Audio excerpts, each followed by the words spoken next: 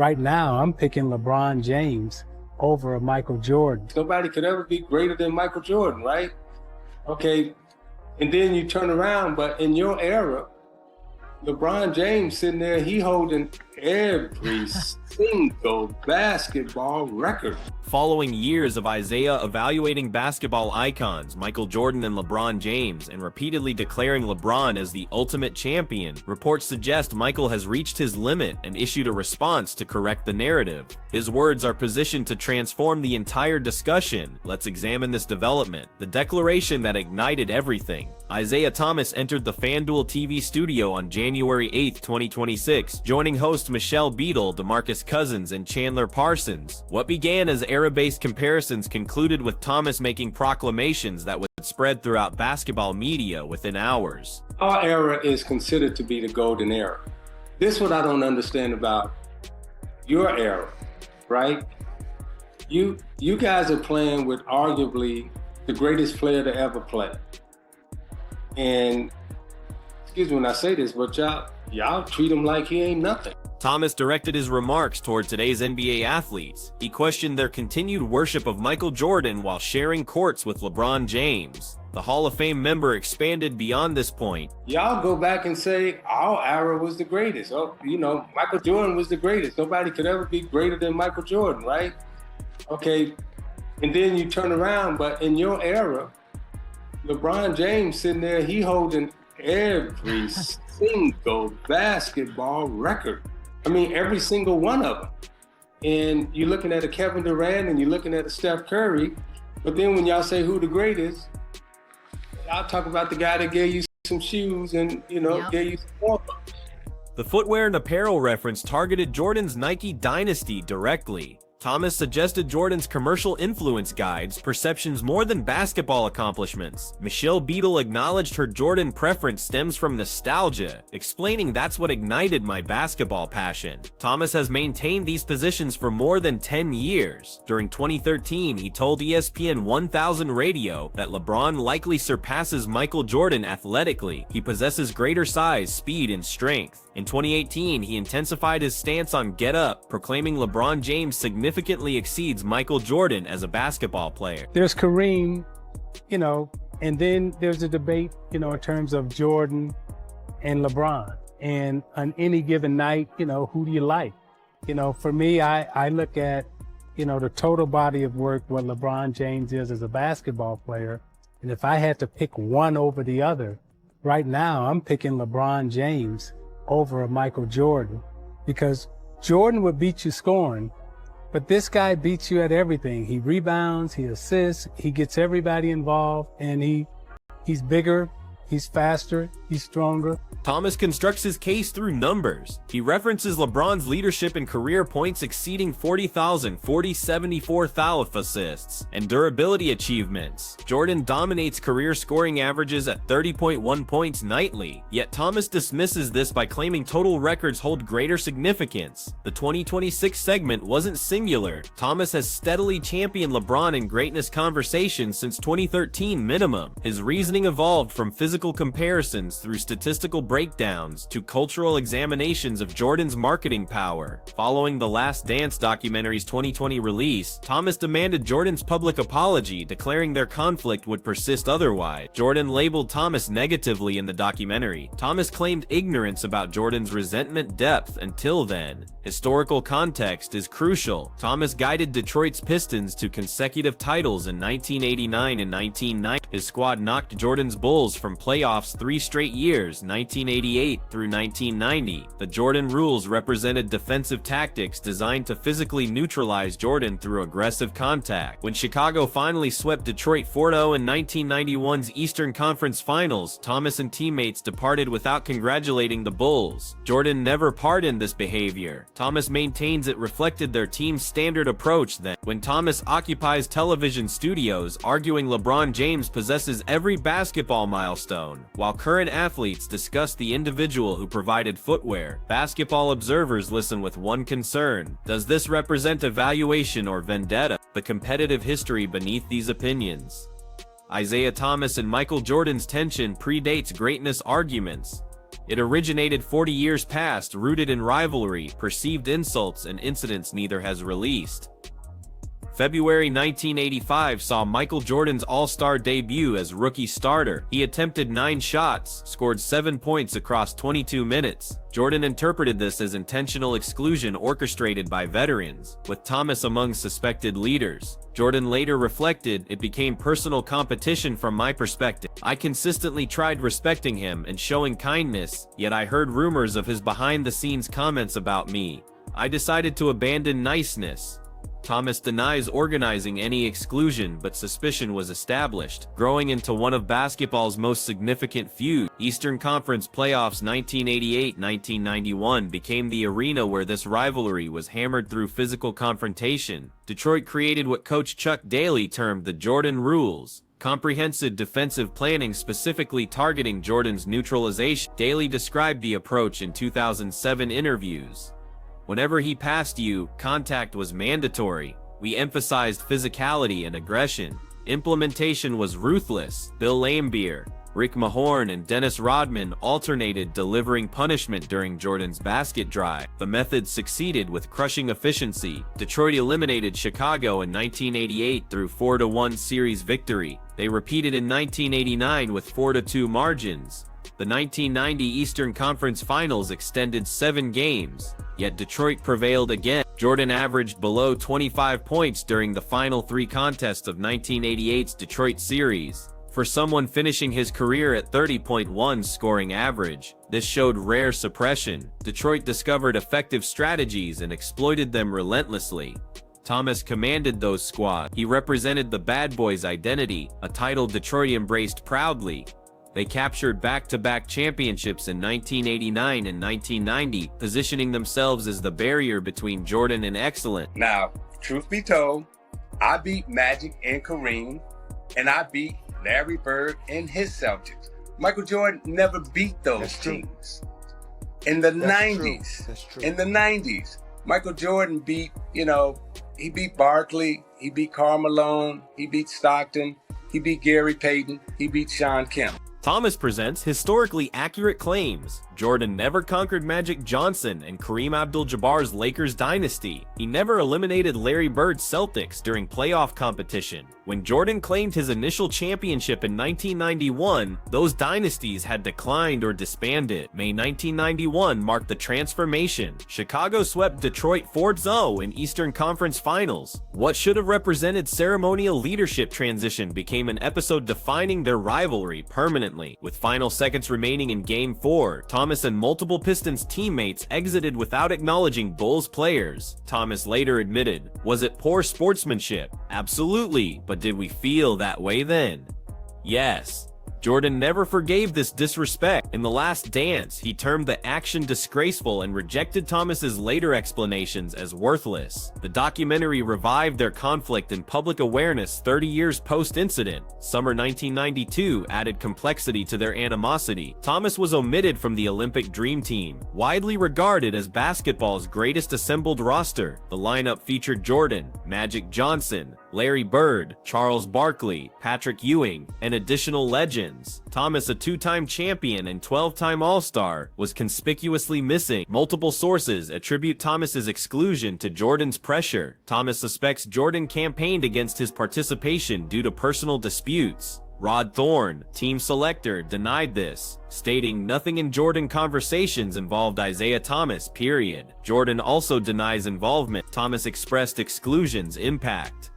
In 2024's Draymond Green Show appearance, he contemplated, "If that explains my dream team absence, then disappointment deepens today. I suffered significantly for that moment."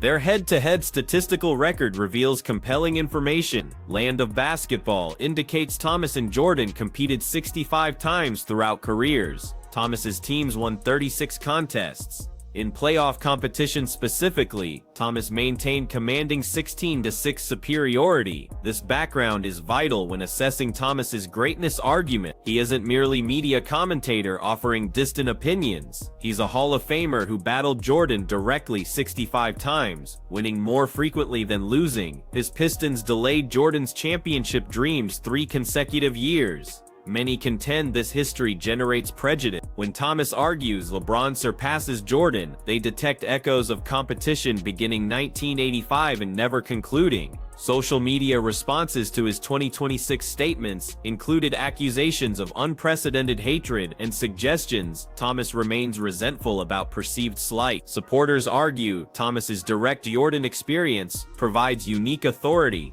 He understands guarding Jordan, strategizing against him, competing for titles against him. His viewpoint stems from thousands of combat minutes against someone many consider history's greatest. Their rivalry contextualizes Thomas's 2026 declarations. It doesn't definitively establish bias, nor invalidate his statistical reasoning, but separating Isiah Thomas's Michael Jordan opinions from their shared history proves impossible.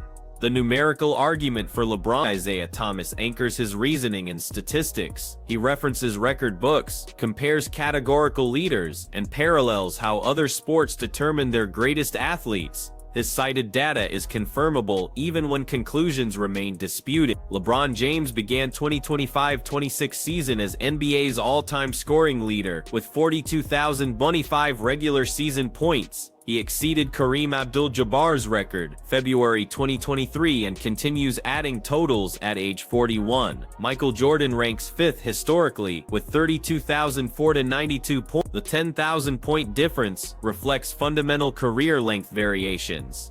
LeBron has played 1,580 regular season games across 23 seasons. Jordan played 1,072 games across 15 seasons. LeBron's durability enabled statistical accumulation mathematically impossible for Jordan, given his abbreviated career. Thomas emphasizes this contrast. He contends when evaluating excellence, total output should matter. In sports where individual performance directly influences victories, the player producing more over extended periods contributes more to success. The assists comparison presents sharper differences. LeBron ranks 7th all-time with 11,756 regular season assists. Jordan ranks 41st with. LeBron has recorded double Jordan's assist total. This reflects their distinct functions. LeBron operated as primary playmaker throughout his career, while Jordan functioned predominantly as scorer, delegating ball handling to teammates like John Paxson and Steve Kerr. Rebounding demonstrates similar patterns.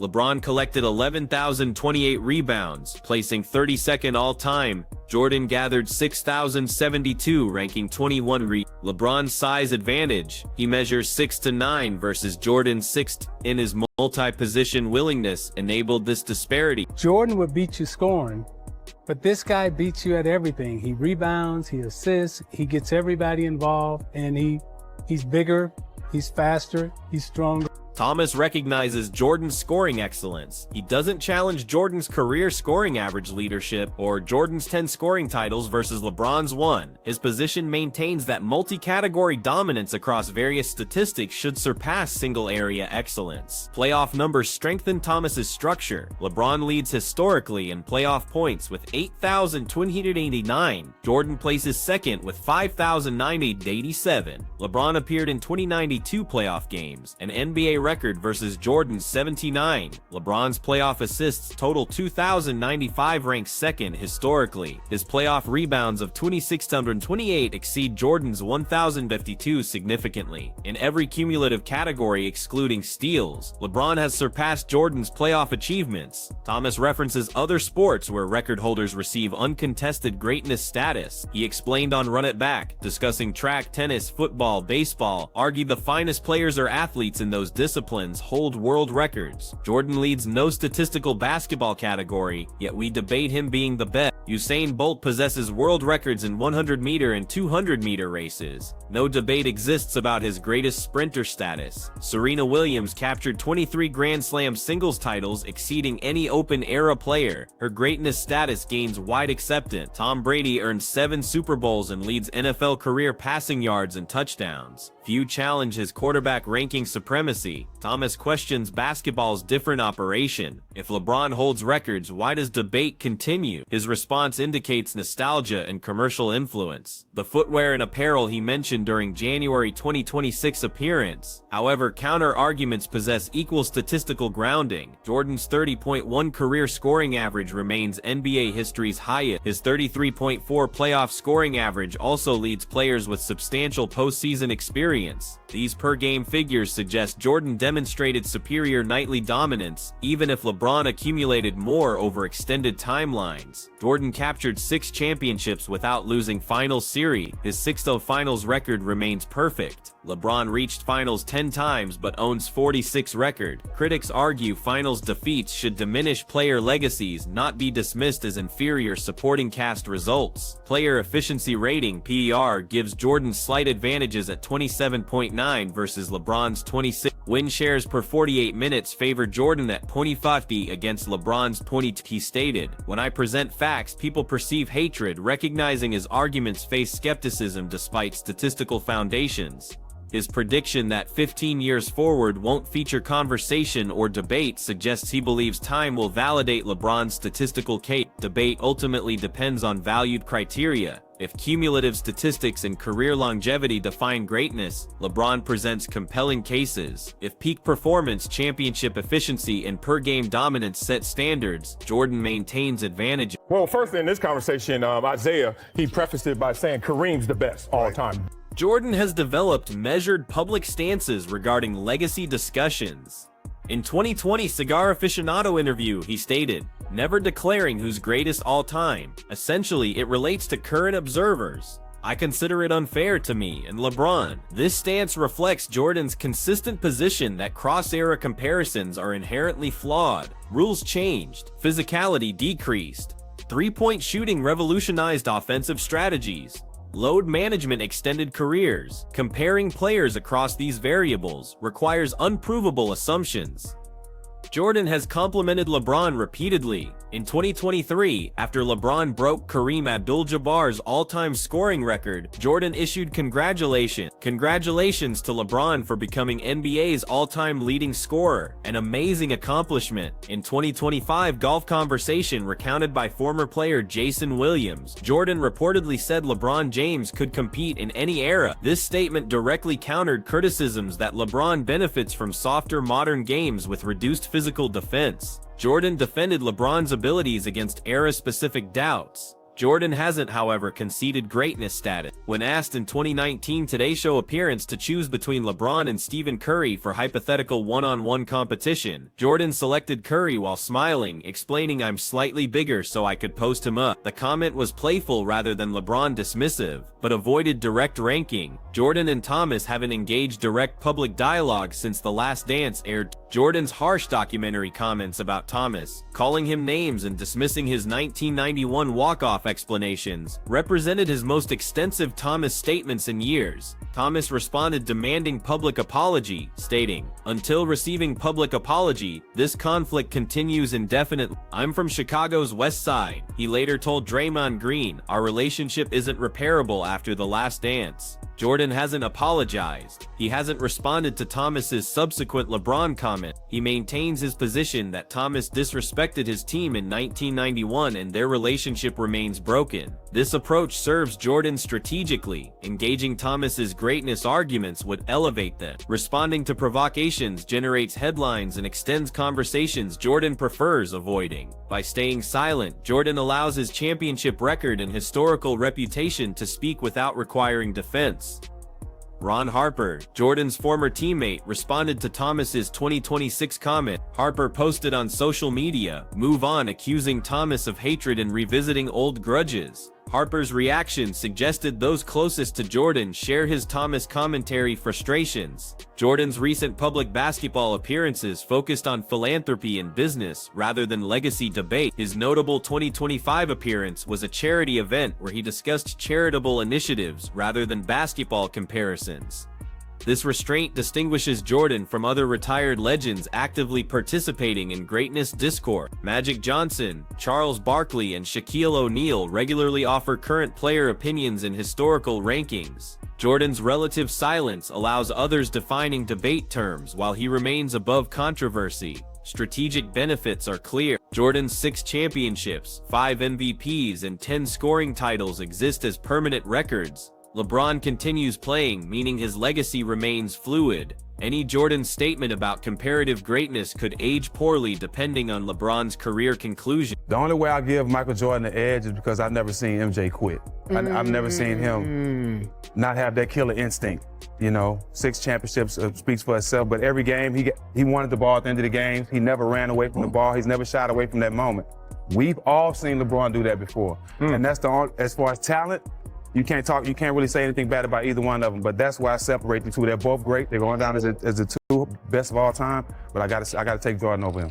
Isiah Thomas isn't alone advocating LeBron over Jordan. Growing numbers of sports analysts, former players, and media personalities have publicly argued LeBron has surpassed Jordan as basketball's greatest player in history. Their arguments mirror Thomas's statistical framework while adding contemporary perspectives. Nick Wright, Fox Sports host on First Things First and What's Right, became one of LeBron's most vocal supporters. Wright has declared the greatness debate concluded with LeBron victorious, arguing LeBron's career is unquestionably superior to Jordan's and even their respective peaks favor LeBron. Wright indicates LeBron holding both youngest and oldest records in various statistical categories, evidence of sustained excellence across unprecedented timeline. He argued LeBron's 2013 season when he won MVP, led Miami to championships, and shot nearly 60% from field represents peaks superior to any Jordan season. Wright acknowledges his position's resistance. He's compared debating Jordan supporters to political arguments where neither side accepts evidence persuasion.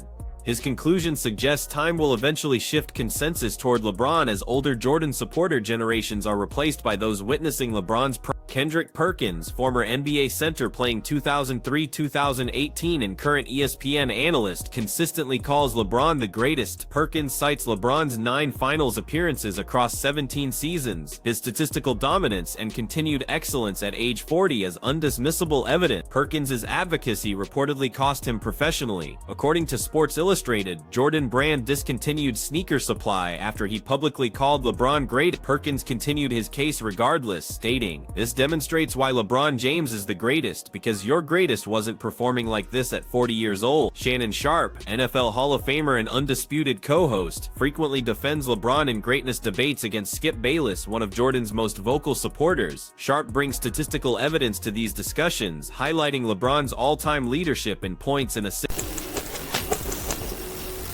Then he wouldn't participate. "I'm not attending." Well, he reached Tier 2 status. And I believed Isiah was fundamentally correct despite everything. Sharpe has experienced apparent internal struggles. In 2025 First Take appearance, he referenced someone as the Michael Jordan before self-correcting to say LeBron, suggesting Jordan's benchmark status remains embedded even in those arguing against his supremacy. Stan Van Gundy, former NBA coach leading teams 2003-2021 and current TNT analyst, gave LeBron slight advantages over Jordan in 2018. Get Up appearance. Van Gundy's coaching background provides his opinion professional credibility. He strategized against both players' legacies and evaluated talent at highest levels. Colin Cowherd, Fox Sports radio host, argued LeBron excels in modern contexts while acknowledging Jordan evokes stronger emotional responses from fans who witnessed his play. Cowherd's position represents middle ground, accepting LeBron's statistical superiority while understanding Jordan's cultural dominance maintenance. Former players competing against both Jordan and LeBron provide particularly valuable perspectives. According to TalkSport, 4 players were teammates with both legends, Jerry Stackhouse, Shaquille O'Neal, Larry Hughes, and James Jones. Their opinions vary, but those witnessing both careers directly often favor LeBron's versatility and longevity. Gilbert Arenas, former All-Star guard now hosting Gil's Arena, has explained why LeBron's playmaking and durability should outweigh Jordan's scoring and clutch evaluations. Arenas played against both in their primes and brings direct competitive experience to his analysis. Draymond Green, 4-time champion and outspoken media personality, called LeBron's resume flawless on and off court. Green's willingness to advocate for LeBron while playing for teams LeBron defeated in 4 final series lends his opinion independence from personal allegiance. Greatness polls of current NBA players show increasing LeBron support in greatness discussions. A 2023 survey showed 45.9% of players chose Jordan, still plurality but not overwhelming majority previous generations might have produced. The generational shift Thomas predicted appears underway. Opposition remains substantial. Stephen A. Smith, Skip Bayless, and other prominent voices continue advocating Jordan's supremacy, citing his 6-0 finals record, defensive accolades including 1988 Defensive Player of the Year award, and intangible killer instinct manifesting in clutch moments throughout his career. Debate continues because it addresses fundamental questions about measuring athletic greatness. Is it cumulative achievement or peak performance? Championships or statistical records? Physical dominance or competitive will? Isiah Thomas has positioned himself clearly. He believes numbers indicate LeBron. He believes current players undervalue their era. He believes Jordan's commercial empire has distorted perceptions of his court legacy. Whether Thomas is correct or whether his 3 decades of Jordan history have influenced his judgment remains for each observer to determine. Data exists for anyone to examine. Interpretations will continue varying. Click on screen cards to see more similar videos.